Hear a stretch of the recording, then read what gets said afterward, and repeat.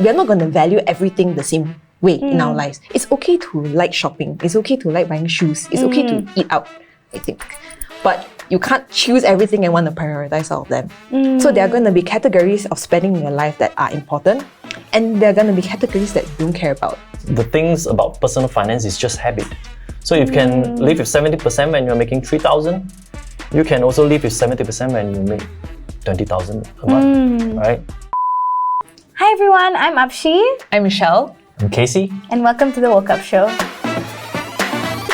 Okay, first of all, thank you guys so much for being with me here today. Before we start, can you just introduce yourself, tell us what you do, all of that good stuff.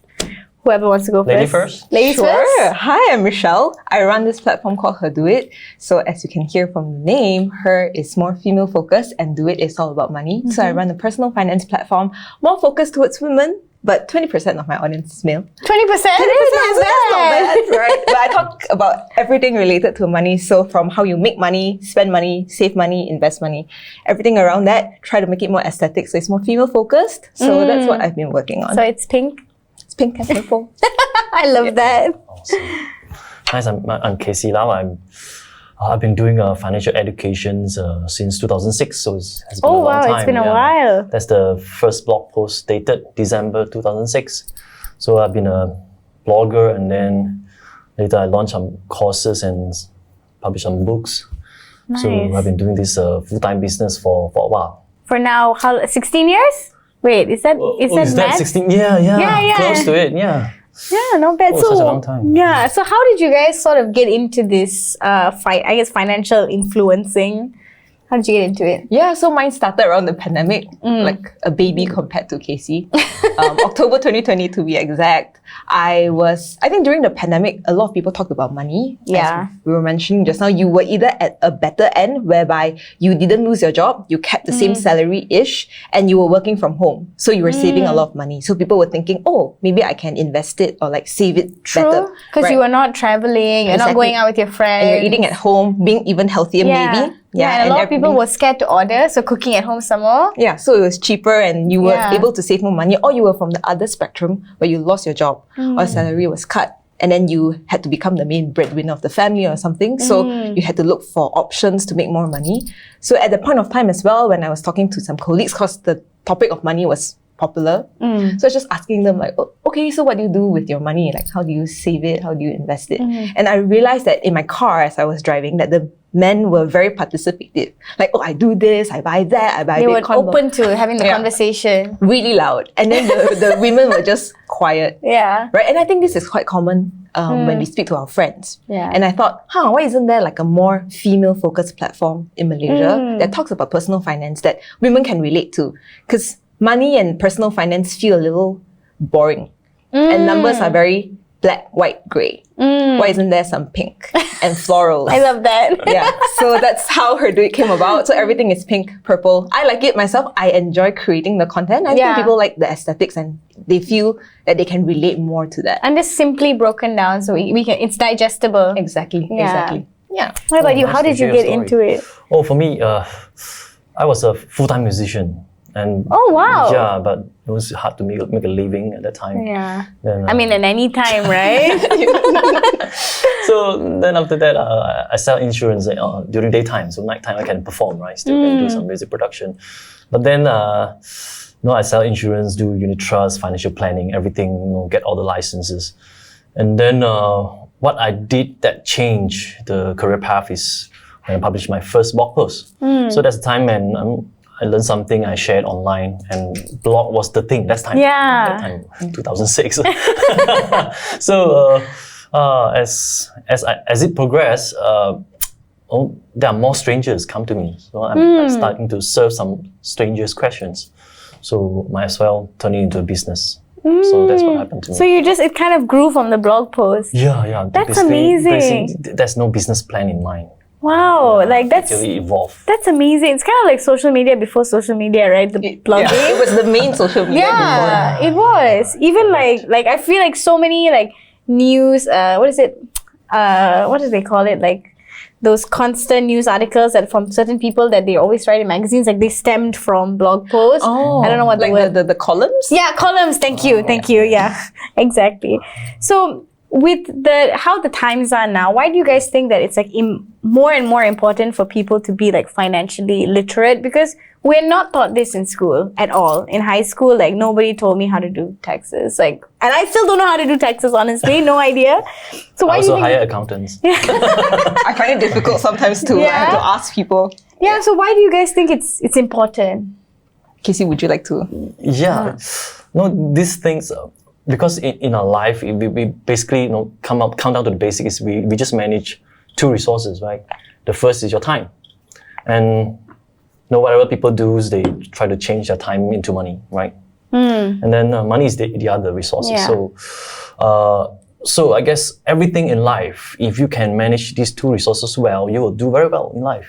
Yeah. And more often, when you are able to manage your money well, you will have a lot of other stuff. You have many choices. You have more selections, and more flexibility, more freedom. That's true. The more money you have, the more freedom you Yes. have. I mean, the pandemic definitely exemplified that. But what do you think? Like, why do you think it's so important? Like, especially with creating the platform for women. Yeah, I think a lot of times when we talk about household and we talk about money, I think something interesting there is that we think that men typically manage the money in a household, but then women are called the domestic CFO. So a lot of men actually go home and like pass the money to their wives and ask their wives to manage them. And I think based on a lot of statistics that we can see online, when it comes to women and investing, women tend to be better investors than men because we don't make very irrational decisions. In all honesty, like investing and everything about money is very rational, but then we have a lot of emotions put into it. We make a lot of money decisions or personal finance decisions based on emotions. So if everyone just attempted it from a logical or rational standpoint, actually everyone can do pretty okay. But we can't discount. It's hard to take it out, right? Yeah, so I think with personal finance literacy and financial literacy, it's not just teaching people about the math. The math has existed for centuries. But why is it that people still don't get it? Because no one really attempted to explain the emotional side of things. Like, why do we need to buy a house, buy a car, have children, get married? Right? Like, is it what we want? Or is it expectations from society? Wow. So I think money has a lot to do with that. So hopefully through the platform that I'm creating, I also talk about these things. So that people realize that money is not just counting how much money I need for retirement, but what do I think retirement is about? Is it what other people think it is? Do I need X amount of money to retire or be financially independent? Or actually, what I really value in life is something else. So that I don't need to buy a mansion or like... I never thought about it this buy way. a jet or something. Yeah, jet. It'd be nice. That would be great. Yeah, but then there are sacrifices that you have to make in order to get there. Yeah. And not everyone has to do that. Yeah, that's true. So if somebody wanted to start learning about finances, personal financing and all of that, where do you think they should start? Because for me, Casey's it's like blog. Casey's blog. Her do it Instagram. Right, there you go. But like, what is the first step? Because I feel like it's very scary. Because I'm just like, I don't know finance. I'm not a maths person. Like, I'm not good with numbers. So immediately I'd feel like, okay, I don't know how to do this. So where would you start? What would you recommend? So it's just like learning anything. So you can learn it in many ways. Like reading can be very effective too. It's very economical. If you want it fast, you attend courses, right? And I think the most important thing is ask the right people, because everyone can give financial advice, right? Yeah. They can give their opinions. You want to buy this car, I have opinion on that. You want to buy that house, everybody has a different opinion on that. So, but you have to ask the right people. So get a mentor. I think that's the most effective way to learn. And sometimes I think we always look to our parents, and not to necessarily to say that our parents are wrong, but it's very emotional. Like what you said, they might not be able to give us the right advice. They live in a different era, so they grew up differently, right? So for example, like my parents, they're very poor when they're young, right? So they will try not to get into debt, right? They don't want to borrow any money at all. So they try to buy the car with cash, buy the house with cash. So, but if you give the same advice for the generation right now, how can they buy a house with cash? Yeah, it's impossible. And it's too slow. It's too slow because the interest rate is so low. So definitely assets are going to grow. So I guess the right answer would be like asking the right people. Asking the right people. Yes. And I think today there are a lot of resources that are available online. I think it's one thing, the right people, but who are the right people as well? I think someone that you can resonate with. Not everyone will resonate with what you want to do or how you want to manage your money or how you want to spend it, how you want to make money. So I think finding someone who you can resonate with, who probably shares similar goals as you, has the same maybe background, like how they think about money, like can find that person who is a professional, of course, and then try to see what they do. And I think personal finance is a journey. It's not personal, and it's personal as well. So it's not that today you learn everything from a book that tomorrow you'll be great at it. I think it's you'll make mistakes along the way. I think until today I still make mistakes all the time, completely. and it's just part and parcel of learning anything in life. And you'll never be a pro in every single thing that you do. Not gonna be number one. So you just have to accept that you will make mistakes along the way, and it's fine. That you learn and you become better. I think when it comes to money, when you make a mistake with money, you feel like it's the end of the world. Like you're just like, I'm broke. And that's it. I'm never going to be able to make it again, but it's okay. You can still kind of come from it. So like, when somebody just say graduated high school or uni or whatever, and they start their first job, they get their first salary, what advice would you give them of how do you budget? How do you become financially independent? Because I was just telling Michelle earlier, it's like when I got my first salary, I was paid like 2,000 ringgit, and I immediately bought a pair of shoes for 500 bucks. Like, I just was like, I have money now, so I'm gonna buy the shoes. And like, obviously the shoes is very important to you. But like, that's not the best money move, because it was like a quarter of my salary went to the shoes. So probably make you walk better. Yeah, I mean, I felt really fabulous. I felt really happy. More confident and more productive. Maybe. Well, what would you say is like the best way to sort of manage it, that first salary that you get? I think first salaries are always going to be hard because it's the first thing you make. It's the first money you've ever had. I think maybe we disregard the first salary. Not the first month, the second month. So first month, maybe you can do something as long as you don't get into more debt. Yeah. Right? Like you make 2,000 but you spend 3,500. Okay, maybe not that. But I think after you get past the initial euphoria of like, oh my God, I make so much money, it's important to start tracking it. I think it's something that sounds so simple, but I don't think a lot of people really do it. So knowing how much you spend on things. Like how much did you spend on food last month? You think it's 500. But when you calculate it, maybe it's 800. So we always have an ideal of how much we want to spend on things. But the truth is we tend to do it, we tend to spend push more. A little bit more. Yeah, especially when we don't track it. So what's important to begin with is tracking, I think. And then from there, you can see your patterns. So are you close to what you are thinking? Or are you spending like 500 bucks on shoes, but when you thought like, oh no, I don't really buy shoes. I don't really shop. Yeah. I think that was something that I went through as well. I don't really shop, but like every month when I check, oh my God, the closet is getting fuller and fuller. And I'm not selling anything. Yeah, so I think that, and what that brings us to understand is what Casey mentioned on what you value in life. So when you look at these categories and you think about, are these categories of things that I'm spending on things that I really value with my money? We're not going to value everything the same way in our lives. It's okay to like shopping. It's okay to like buying shoes. It's okay to eat out, I think. But you can't choose everything and want to prioritize all of them. So there are going to be categories of spending in your life that are important, and there are going to be categories that you don't care about. So for categories that you don't care about, you have to kind of forgo that. So let's say I'm not a big gadget person. So I don't really need to buy the latest iPhone. But then I really love food and I really love eating out. So to me then, when I make any decisions with my money, I will spend on food, but I won't be chasing the latest iPhone. Like I can live with my phone for 4 years, 5 years. As long as it's working, it's functional, I'm good. With that, then you slowly realize what are your values. What are your priorities? And I think that's important to realize. And the earlier you form that in your life, the better you are at managing, not having to spend on everything in your life. And I think that is probably one of the things that you can do as a freshie. Like start forming those things early, so you know like what is important in your life. What advice would you have? Tracking, I definitely agree. Tracking, the tracking, yes, tracking is like.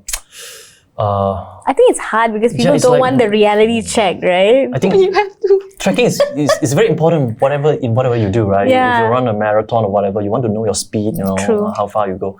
So tracking, yes, is the basic. And I think the thing is also to cultivate to know where your money goes, and then you want to come to the end result that you have a positive cash flow.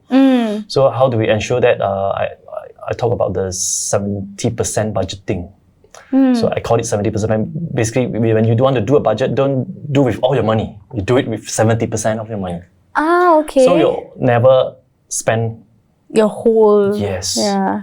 So then make it a habit. But because the things about personal finance is just habit. So you can live with 70% when you're making 3,000. You can also live with 70% when you make 20,000 a month, right? You'll spend way more, like 14,000 is a lot. It's a lot, yeah. Yes. So it's just a habit. And then like this is just a way to keep like in health, we call your BMI. You keep your BMI intact all the time. Like the healthy range. The healthy range. Yes. That's a great tip. Like just spend 70%. So if worse come to worse, you do still have that. Yes. And how much would you guys say that like of your salary that you should save? Oh, that's always it depends kind of thing. I think it's hard to tell someone to save like 10%. 30-40% when they are 30, making 40, like 2,000 ringgit a month. Yeah. Especially when they're married and have kids. Have kids, Yes, very yeah. difficult. Yeah. So I think that is really dependent on coming back to tracking. So what can you realistically spend on in a month based on the salary that you have? And then what do you feel is okay for you to save? Like not so comfortable that, you know, I can easily save. You push the buttons a little bit. If you can do 10% comfortably, maybe 15% is where you want to go, right? Yeah. And start there. If you can go higher, of course, it's always good to be able to save and invest more.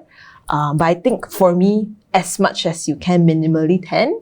10? Yeah, I would start with 10. Yeah, I always like overdo it. I'll be like, I can save this much this month, put it in, and the end of the month swiping the savings account because it's already broke. Don't stress yourself. I mean, I would recommend 30% would be 30%. if you want to have financial independence, you want to retire early, you want to be okay, 30% is the right number. It's the right number. Yes. Wow. Not easy. Not easy. It takes a bit of just practice. Make it a habit. Yeah, I guess like any habit, it takes time. You have to form it. So how do you budget actually? Like how much can I I'm just like every day I want to buy coffee. Before inflation, I could afford it. Now my coffee costs 16 ringgit, no more, make it at home. So how do you decide like how much to spend on different things? Like what is just apart from prioritizing, like if we just like take out like how we feel about it, like what is the logical way? I think the logic also comes back to what you value in life. So I cannot apply the same advice for myself to others because what I prioritize from a category perspective is very different from others. So for example, I think there's a general budgeting like guideline, right? Like 70% of what you spend. Then from there, how do you split into things that how do you split it like from wants there? and needs and like dan lain-lain, like saving and investing. So I think there's a general one that's for beginners called the 50-30-20 rule. So like 50% goes to your like needs. So rent, bills, insurance, like groceries, like those are staple. Like you can't live have to if pay you for don't it, have these things. And then 30% goes to like wants. So like eating out or movies or facials, things like that. Or iced coffee. Iced coffee can as well. And then 20% goes into like saving and investing, for instance. So that is a very, very basic beginner level of budgeting, like how much you can spend for the month. But as you progress, it doesn't make sense for you to be making $20,000 or like 14,000 if you have the 70%, and then you spend 7,000 on wants, on needs. Yeah, because I mean, you don't have to increase your spending every time you make more money. So you can... I think that's something a lot of people do, right? Yeah, so that's called lifestyle inflation. We can touch on that quickly. Yeah. So lifestyle inflation is that every time you make more money, you spend more. Oh my God, that's me. And that's then literally me. The problem there is that it kind of goes more than what you make. For it's sure. Like not proportionately going up. It's like, like you're like, more, oh my God, I make 500 ringgit, more time to increase my class pass to the more expensive one. like everything that, you upgrade a little bit more. Like I used to stay in 3-star hotels or like Airbnbs, but now I stay in hotels instead. But then it's a lot more than what you make. So I think that's one thing to be aware of, like when it comes to making money and getting older, right? Adulting plus making more money doesn't mean that you should just spend everything that you make. But coming back to categories then, from understanding like the spending, like how you behave, identifying that, and then I think from there, it becomes pretty easy to think about how to prioritize and how to assign percentages to each category. So for instance, like I said, I'm not a huge like beauty / like makeup skincare person. So maybe the percentage of my spend there is not so high. But then, like I mentioned, I value eating out a lot, like restaurants.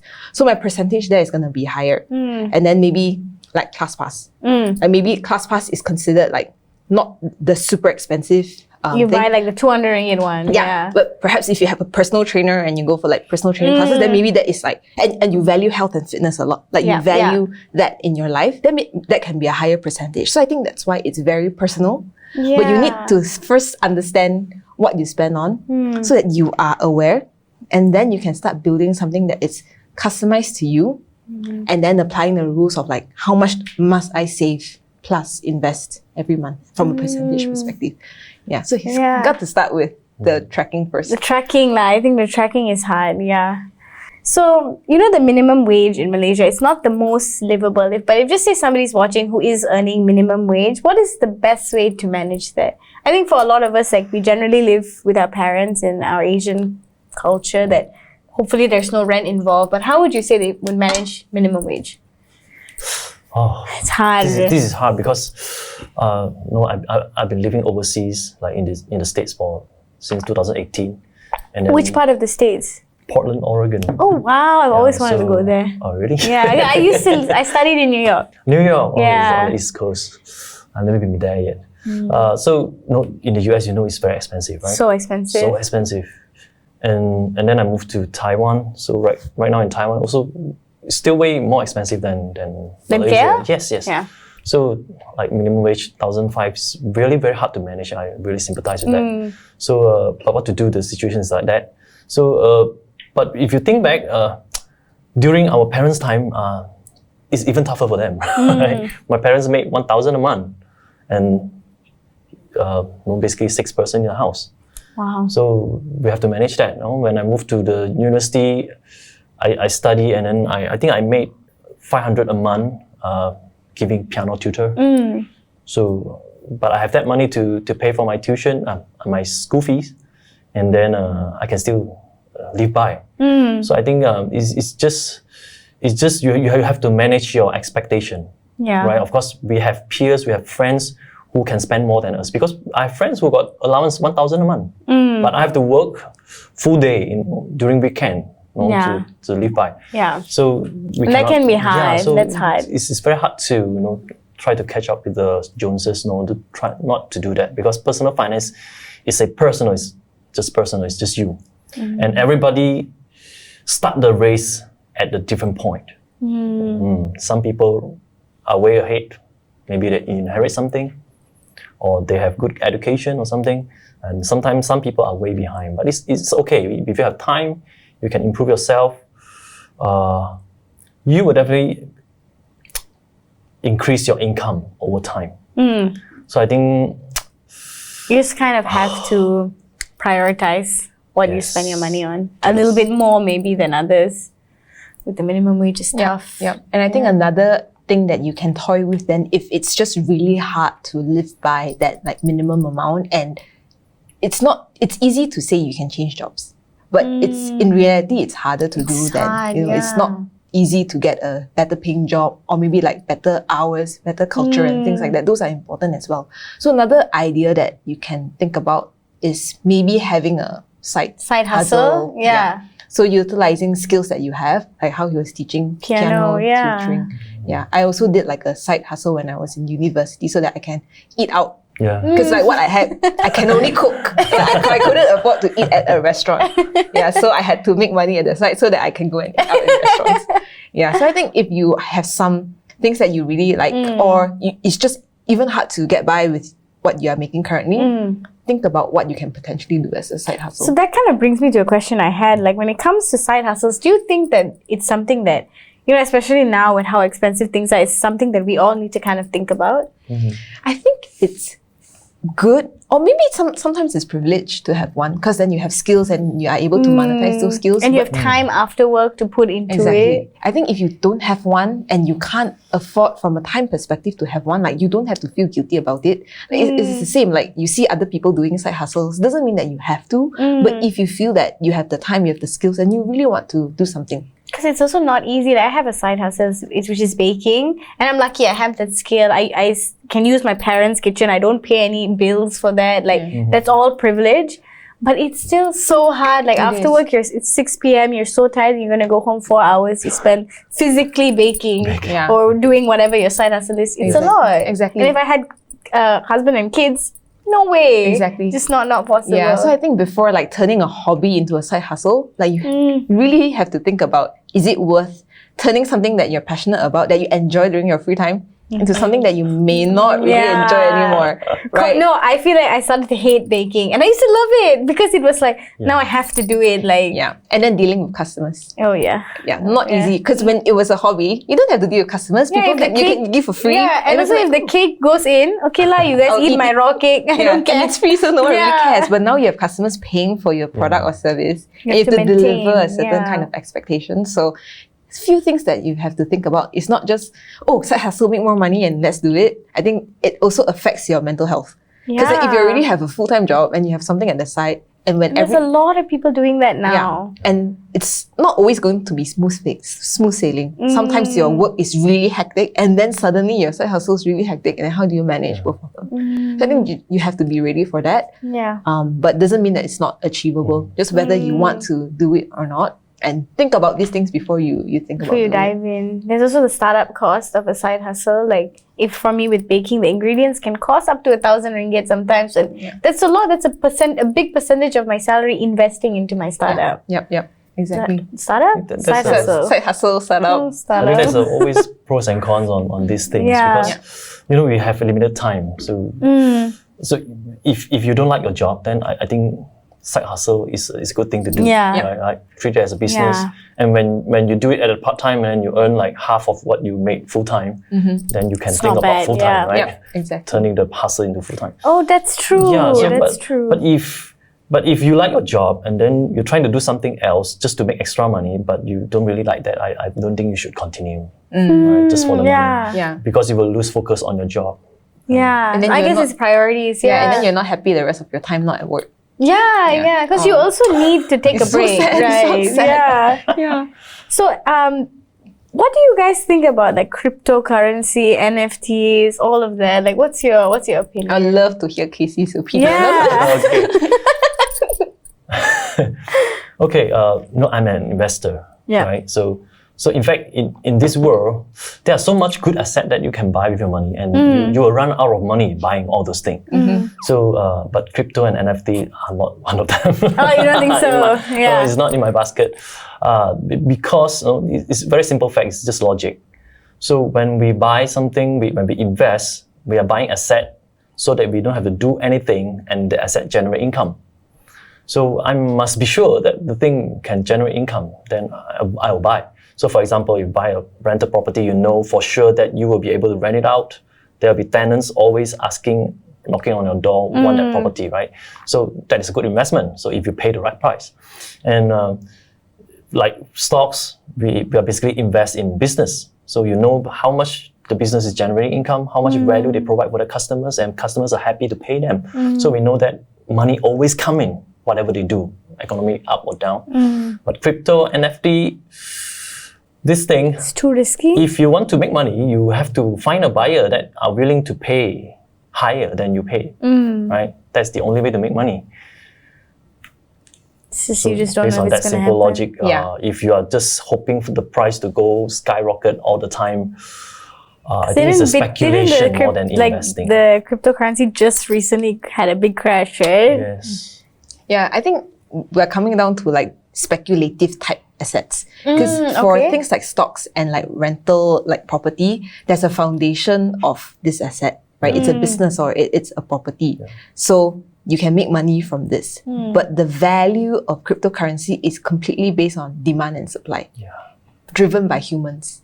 So there is no foundation, right? It's just, I think it's gonna be valuable. So it goes up. Or a tweet from Elon Musk appears and just poof. Yeah, that's true. Yeah. So it's very high risk, but it's very speculative. So it's not like you can be certain that the value. Like you can't study it almost. I think people there's try some to math. study, People try to speculate, try to estimate but there's no what is foundation. Speculation. Yeah, there's no foundation behind it. So I think that's why it's scary. Oh, looks like we are on the same page, right? Yeah, we are on the same page. Yeah, but I do have like a bit. So back early days, like 2017, I like put some money in Bitcoin and Ethereum, and it's just that.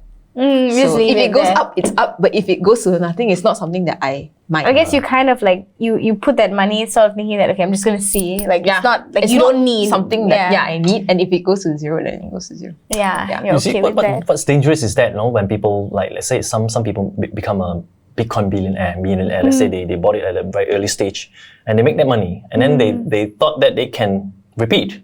They can repeat with it's like gambling. Other stuff, other coin, other NFT or what, right? So they try to do that and then eventually they're back to zero. So this happened to a lot of people. Yeah. Yeah, because they don't know that, man, you just hit the lottery, that's it. Yeah, it's pretty much like that. Yeah, that's what happened to me too. I mean, the case is, I bought some Bitcoin to pay a graphic designer because that graphic designer demand Bitcoin in payment. So I bought some and I pay him. What kind of graphic designer is this? Some underground. So I paid him in Bitcoin and then I still left with some Bitcoin. Yeah. Maybe at that time, I don't know, maybe 100 or 200 ringgit. And then that 100, 200 now become like 10,000 or 20,000. Wow. So I just look at that as a lottery. So I understand that. If I'm trying to repeat and sell my other stuff and try to bet on that, I think it's just betting.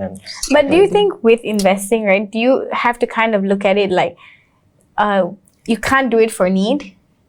You know what I mean? Like if I really need money and I just put money here, like, and I need this money to go and that money is crucial in my life, like, is that a dangerous way of dealing with investments? I think it's a time horizon thing. So if you need your money tomorrow or you need your money next month, then you can't put it in certain types of investments. Shouldn't be investing it. Yeah, you should be saving it somewhere because then you need it tomorrow. The reason why you can't invest that is because the stock market goes up and down. So you don't know next week when you need the money if it will tank by 20%. That means you have less money than you had before. You'll be forced to sell. Yeah, at a loss. At a loss. And then you have to fork out more money to pay for what you needed. Oh, okay, okay. So like, what are the basics of investing? Because this is something I really don't know anything about. Like if you were to just like give me like a If easy you want to put it rundown. simple way, is you have to know something, how much it is worth. And then you try to pay less for that.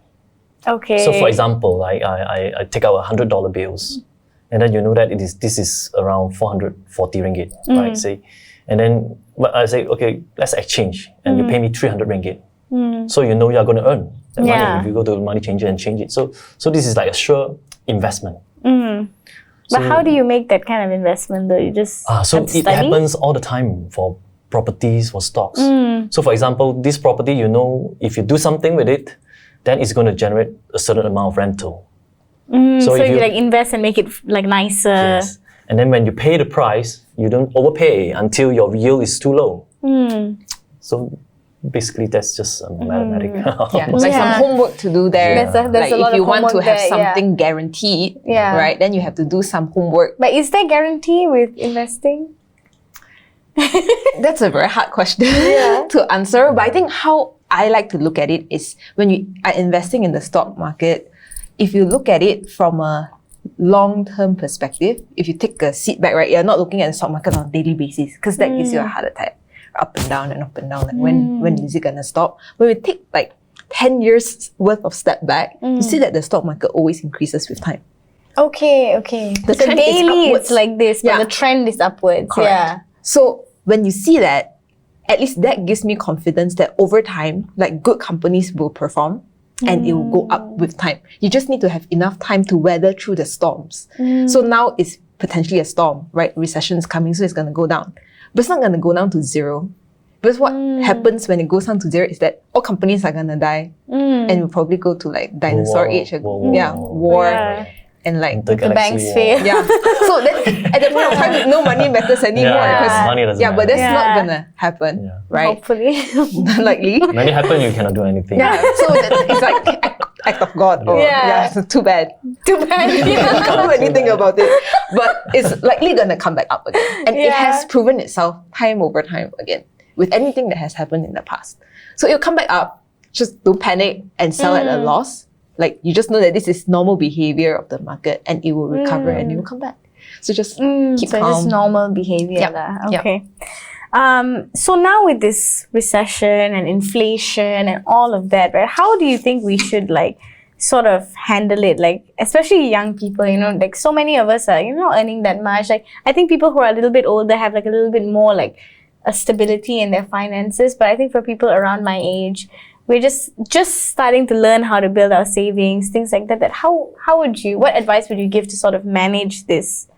This is kind of a hard time. Everything is so expensive. Yeah. Should I? Yeah, or either of you, whoever has advice. Setting good money foundations is good.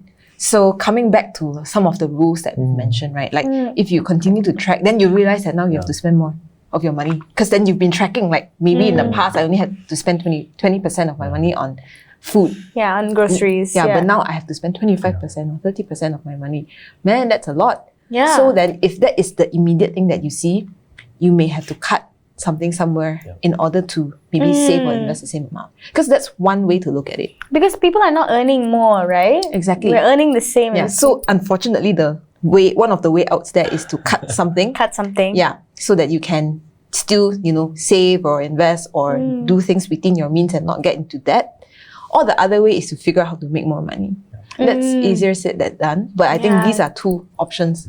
Because how can we make more money if people just don't have as much money to spend? That's really hard. That. Exactly. Yeah. So whether, you have to find a better paying job, which is really hard now. Because companies are firing people nowadays. So that's impossible. And then side hustles. But then you also want to find a side hustle that can pay you money. Because if people are not spending, then if you create a side hustle, are not buying cakes anymore. Because it's expensive. Because it's also flour is expensive. And it's what's the word? It's just a luxury to have fancy cakes or whatever. Exactly. Yeah. Exactly. So I think you have to kind of read the situation and with the inflation and then the upcoming recession. Is it upcoming or are we in it? And that's a debate. Is it the bottom or the bottom? Oh, you think it's gonna get worse? We don't know. Yeah, we don't know. We really don't know. But how does it work? Like recession and inflation. What is the economic recession is when you have 2 quarters of GDP decline, then it's officially recession. From a mathematical, economical. That's the definition. Yeah. So inflation is going to get more expensive, and actually it happens all the time. All the time we have inflation. We are consistently in an inflation, right? Whether it's a reasonable thing that you're expecting year to year, or it's something that is out of the normal range, which is now. Which is now. Which is now is crazily high for in a short period. Yeah, because even things the price of books over just the past 10 years. I remember I took a book and I saw it was 30 ringgit. I was like, what the heck? When does books cost 30 ringgit? I was like, oh, my mom probably bought this 10 years ago or something. Now books are, at least the last time I bought it's $40. But maybe now with the inflation it's gonna be $50. Yeah. So we are kind of constantly, everything is just generally getting more expensive. Yeah. Yes. Yeah, but not our salaries. Yeah, how come? Why is it like that? Why is it like that? Actually? No, I mean, if you're talking about salary, right? You see, the other side is your employer. So your employer is also human, right? So they are doing the business. So if you can help them make more money, they will gladly pay you more. So basically, it's just we have to think of way to provide more value, more contribution to the bottom line, so that our boss make more money. Then whatever we ask, if it is within their range, they will pay you. They can give it. Yeah. But I think now the reason why things prices of things are increasing, but then our salaries are not increasing is because of the cost of things that are beyond our control, right? Like with the war and the demand and supply, so the decrease in the availability of oil, for example, then because it has decreased in terms of supply, the prices have to go up. So now you have to pay more as a business to have this raw material, for example. That means I have to increase the prices of my things so that I can pay for this. But That's why like 97 has gone up so much, but not 95, right? 95 they still subsidize, right? Please don't stop subsidizing it. We'll all have to do some adjustment. I mean, Yeah, correct. yeah, when things get more expensive, we just buy less of it. You just have to We can be flexible. We're human. Yeah. Correct. And then when things pick up again, then we can spend. But like, I mean, looking at the situation in Malaysia, obviously it's getting quite bad. But then when we look at countries like Sri Lanka, right, like that's really, really bad. Like Malaysia, would you guys like just being like finance people, like looking at like, do you think that like that could happen to us? We are not economists. Not so economists, really hard no. to predict. Yeah. So Yeah. even the economists can also get it wrong. Yeah. So that's why Yeah. they predict every day. Yeah, it's like a daily. Eventually you will get something right. With economists is that like everything is based on assumptions. Yeah. So I went to uni. Where my uni produced one of the most Nobel Prize winners in the world. So economists. wow. So when Where the did you go to uni? London School of Economics. Oh, okay, Wow. okay. Yeah, but I okay. didn't study economics. So one But day you studied maths. I studied maths. But one day the Queen came for like something, and The Queen of England? Yeah, the Oh my Queen. God, what the I heck? wasn't You in said school. it so casually. But she is in England, so naturally she's there to drop by. So Just coming by. What? hello, Queen E in the house. But I think she asked one of the economists, "Why didn't you predict the recession?" Then it's like, Oh my God. but you know, it's not easy to predict this. Yeah. If people knew how to predict, then we wouldn't be in this situation. Okay, true. Yeah. It's like, so it's based on like some math, some assumptions. Like at least you are a little prepared for it. You know, maybe anticipating that it's coming, but no one ever knows how bad it can become. Like no one predicted the pandemic. Like I don't think anyone in the world could have predicted that. So it's really hard to say sometimes. Even the Queen asked and there was no answer. So there was no anser. no answer. They just Yeah, because like, yeah, I mean, I would panic if the Queen asked me anything, Like, you know? She'd be like, your head. Like goodbye. like, I'm sorry, I didn't know. Retract your prize. I retract your Nobel Prize. Yeah, not good enough. Not good enough. So like when it comes to retirement, right? At what age do we need to start thinking about our retirement? Ooh. Oh, as soon as possible. As soon as you make money Yeah. in the womb. In the womb. Play some courses, play Casey's courses to your baby. Then, like, hello. That we come out financial geniuses. Yeah. Yeah, because as soon as you think about it, if you can do it as early as possible, you have a higher chance of Retiring, making it at the level you want. Because it's mathematics, simple, compound interest, and it takes time.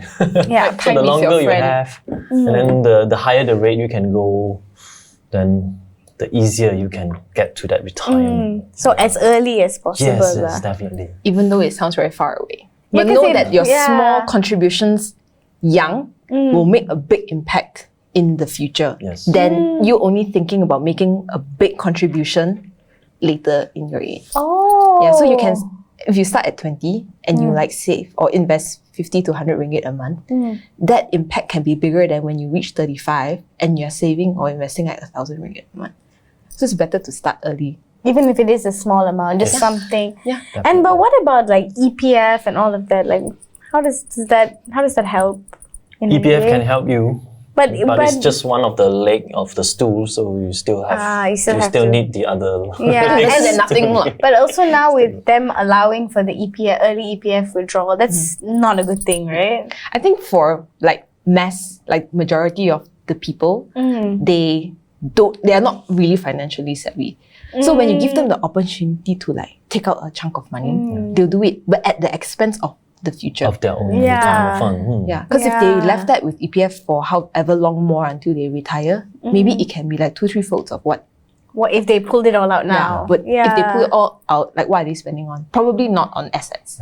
Yeah, it's probably on immediate need. Correct. Yeah. But it's hard to. But I'll tell you what, if you let them take up the money right now and then they're going to spend it, it will be the same also if they don't change their mind, and at the age of 55 when they get their money out, they will also spend it the same way. Just sooner or yeah. later. So still come down to education. How do you think, like, with education, right? What do you think is the solution, like, so people are a little bit more smart with their money? Because like, our Asian culture, right? Like even my parents always like save. Don't simply spend. Like when I was in uni, and I hate my parents for doing it, but I appreciate it. But they just gave me like a lump sum of money. They said, that's what you have for 1 year. Figure it out. Oh, That's they let good. you do your budget, huh? And I remember I was getting sick that I was so stressed of how to manage the money. I was like, I can't take it. It's giving me so much stress. My mom was like, good, you should be stressed. Yeah. How are you Yes. going to manage this? That's good. Yeah, your parents are doing. Aw. Was it did a good? great job. I would say I was slightly traumatized by that experience, but it was good because I kind of figured out how to manage it, and it was nice to be trusted. But it was because in my head it was my parents saying save money, save money, save money. But I'm lucky that my parents, they said that, but they still didn't really let me in on the finances of our family. So how do we kind of how do we get better at that? What do you think? Man, I feel like that's still something to crack by everyone in the world. I think one of the things a lot of people talk about is why don't they teach us personal finance in school? School. Yeah. But the Why truth not? is, if personal finance was a topic that was taught in school, like you can pick it to study, how many people would be interested to learn? But do we really need moral studies? That's Shouldn't we true. have personal Yeah, I agree. finance Yeah. instead? I agree. Yeah. And I think another way to look at it is whether people can absorb the education or like the information about personal finance when they are not making any money.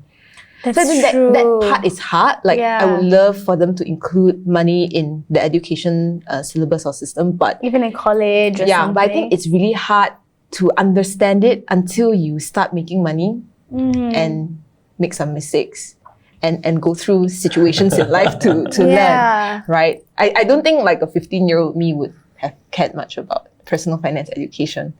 Hopefully it would have been ingrained, like how moral studies are ingrained. Yeah. Is it ingrained though? Moral Somewhat like studies? some memorization here and there. Like maybe they teach us to memorize. We feel like we learn nothing during moral Yeah. class, right? Yeah, that's It's all on theory and Yeah, paper. exactly. yeah, but it might have something would have. Yeah. Something would have And you taken, also you know? need the right educators for that. Yeah. And if they Yeah. can't manage their own money, then I don't know if they can teach Yeah. others to manage their money. But I do feel like at least like because when I lived in America versus living here, maybe you might have had this experience is that like the Western way of money managing is really different than ours. I feel like we have a more conservative like sort of approach to money with the save. Like over there, it's like spend. Like so many people, even in my university, like fully on student loans or like fully swiping credit card for everything, daily expenses, and completely like we have to take into account like financial situation and life and all of that. But like I don't, maybe it's just my experience, but I feel like that's really dangerous, like with the credit card. And like how do we like manage that? Like is it better, do you think, the way we approach it in Asia? it's like lesser of two evils. Right? Yeah. I mean, growing up in Asian culture, I would say being conservative is better, but Yeah. I mean, It's at least with also not good. finances, like not in culture and all of that. That's but true. Yeah, That's true. It's you give and take, lah. That's fair. That's fair. Yeah. But I think at the end of the day, it needs to boil down to the individual person. So I think you need to take interest, and you should be interested in your own money. Yeah. Because everyone wants to make more money. But I think it's also exciting when you start earning money. It's too exciting, you know? That's hard. It's exciting to spend money, right? It's Yes, so, yeah, very it nice. is. It's just that feeling when it's just so good when you buy something. It's Yeah. like a weird, like, And then having to wait for it to grow is like watching paint dry kind of thing. yeah, it's Yeah. boring. Yeah, Yeah. yeah. And then you just like, I guess it's like you have to decide like, do I want like long-term happiness or this immediate like joy that you get from swiping the card? Yeah, comes And down getting to the thing, instant yeah. gratification. Instant gratification, not good. exactly. Yeah.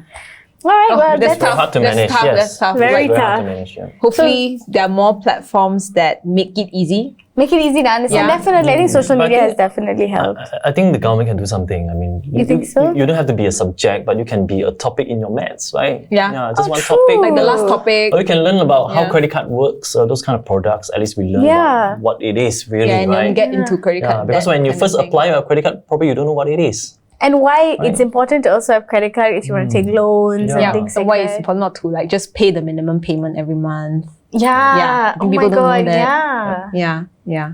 Yeah, they should teach that. Yeah, at least a subject. I mean, I don't know. Is this a topic in a subject or Yeah. whatever? If they can't go Yes. as far as to make it a subject. I do see a lot of private schools, colleges, and universities trying to do more these days because I think a lot of the personal finance people they get invited to speak at events, But I think that's step number one, because it's like an ad hoc thing. Like once a year, you get like someone to come and talk, and hopefully this person's good enough. Hopefully it like sits. Yeah, and engaging enough so that they it understand resonates, what you're talking about. Because the topic can be dry. Can be dry, yeah. So how do you make it exciting? I don't think that's easy, but hopefully more and more people are changing that. And with all the social media platforms, the new ones, in the US, they have so many TikTok influencers who talk about money. Yeah. And it's fun to watch the videos and you learn something. Yeah, So that's I true. would go there. Like I would just follow all the personal finance TikTokers and like just Thank goodness for social media. Like, I guess it's made it a bit more accessible. Yeah. Because I think it's very inaccessible before this. Like, unless you knew to how to research. Exactly. Or if you're so interested that you go and look Then you found for them. Casey's blog. Now it's so easy to get information. Right? It's everywhere, just a search away.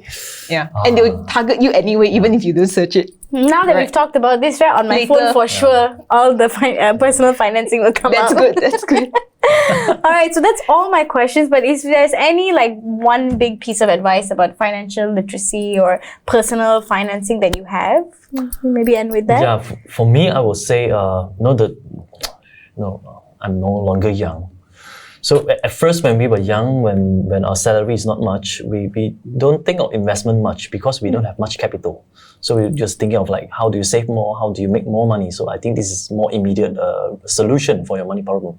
And then later on, when like my age, 40 somethings, or you get to 50s, you realize that you cannot keep on working all the time, right? You have to rest. So, and your stamina has gone down. So the only solution to your money problem probably will be investment. So if you can do well in investment, actually it is very good, because if you have investment knowledge, you will be able to avoid all the scams, because so many scams nowadays. And it's so easy to happen due to social media as well, because it's so easy to can make it look you. so legit as well. Every day I got messages, WhatsApp, all those Facebook messages, that is basically they are coming to scam you.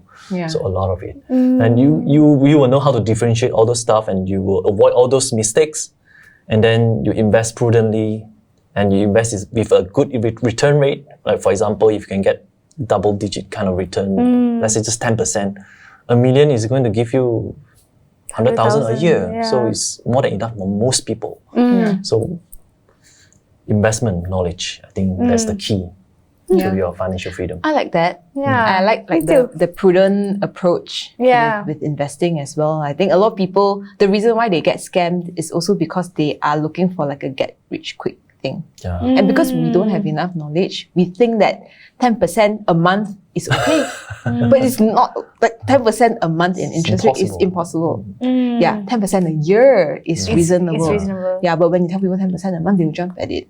Yeah. Right? So I think you kind of need to get that knowledge foundation set up so that you don't have to worry whether your money is going to go to zero because of scams, or like, are you going to make money? Because once you have that foundation laid, a little bit of work, but it goes a really long way.